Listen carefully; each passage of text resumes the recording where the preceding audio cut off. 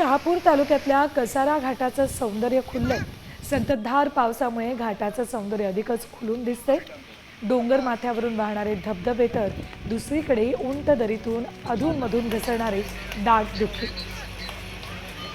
पर्यटक या ठिकाणी थांबून या आल्हाददायक वातावरणाचा आनंद लुटतात।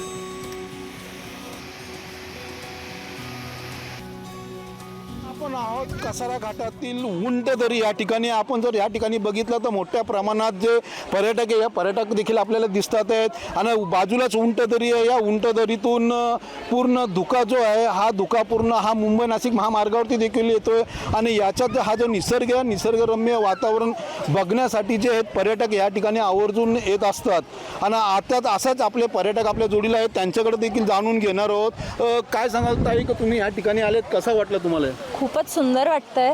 ही कॅमल व्हॅली पॉइंट ही मस्ट विजिट आहे।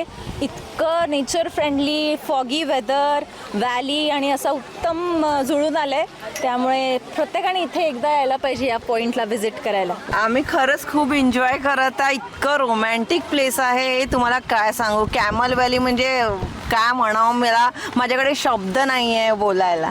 फैयद शेख, साम टीव्ही, शहापूर। आता isakal.com आहे देशातील नंबर 1 ची मराठी न्यूज वेबसाईट। प्रत्येक अपडेटसाठी isakal.com ला नक्की भेट द्या।